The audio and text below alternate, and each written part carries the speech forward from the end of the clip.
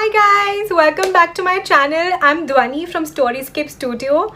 First of all, let me take a moment to thank all of you for the phenomenal response that I got for my last video.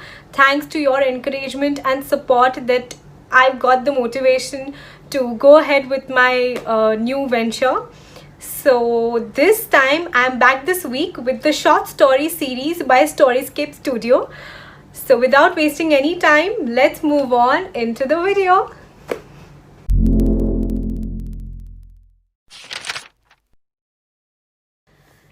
So guys, last time if you've seen my video before this one, I spoke about Shiv, one of the Trinity.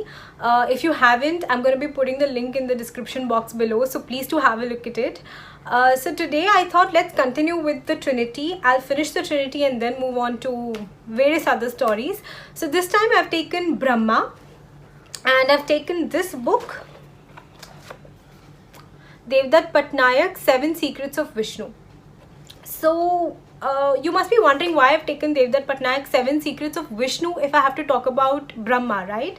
But to talk about one of the Trinity and leave apart the other two is absolutely impossible. If you remember my last story, I was talking about Shiva, but I also mentioned Brahma, right? So it's the Trinity always generally comes together, it overlaps. So taking this book as my inspiration, I'm going to be reading out or narrating one of the stories about Brahma. I've also added a few points from me, so it's not totally completely only this. It's also me and my research and the n number of books that I've read since childhood. So talking about Brahma, we do not know how Shiv or Vishnu came into existence, right? Because they are the ultimate gods. But we actually do know how Brahma was born. He was born from the navel of Lord Vishnu sitting on a lotus. So when Lord Vishnu, or Narayan as we call them, was waking up from his slumber, from his Yog Nidra or a deep slumber, when he woke up and when he was just entering into consciousness, Brahma emerged from his navel on a lotus. So that is how Brahma was created by Vishnu. So guys, we all know that Brahma is the creator of the world. In my last video, I did mention that Brahma is the creator, Vishnu is the caretaker, and Shiv is the destroyer. But have you guys ever wondered that since Brahma is the creator, we all are his children? But why don't we ever worship him? We see Vishnu temples everywhere, Shivlings everywhere, Shiv temples everywhere. But have you ever realized that there are very less Brahma temples around? He belongs to the Trinity. Then why do we not worship him? Well, there are very interesting stories behind this, and I'm going to be telling you two very famous stories on why Brahma is not worshipped as much as Vishnu and Shiv are. So, as we all know that Brahma created the entire Brahmand or the world as we call it. So when he created man, he also created a woman. The woman's name was Shatrupa. And she was extremely beautiful. She was gorgeous. And after looking at his stunning creation, Brahma was overwhelmed. He for a second forgot that it's his creation and technically she is his daughter. But he just forgot because his creation was so beautiful. And he started following her everywhere. Shatrupa was also scandalized. She was scared because technically Brahma is her father. And hence she ran away from him. She ran towards the east, and looking at that, Brahma wanted to keep following her, keep an eye on her, and hence Brahma sprouted a face on the east of his head so that he could follow her everywhere. Seeing this, she ran to the west, and Brahma sprouted a face on the west of his head.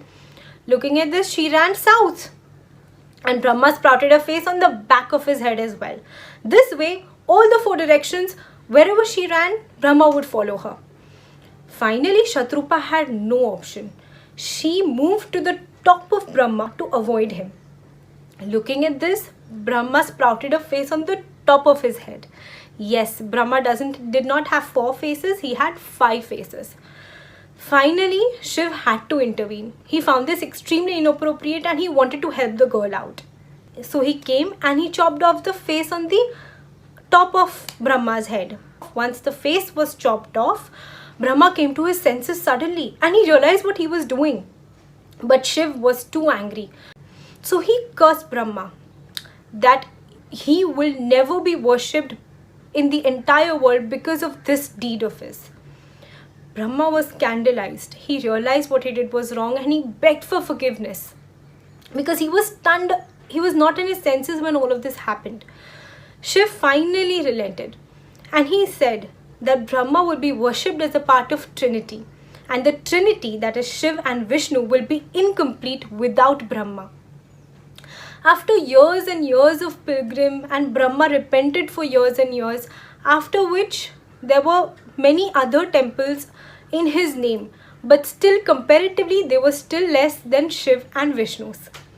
So this was one of the story. There's another story which had the same characters, Brahma and Shatrupa, but Shatrupa over here equals to Prakriti or nature.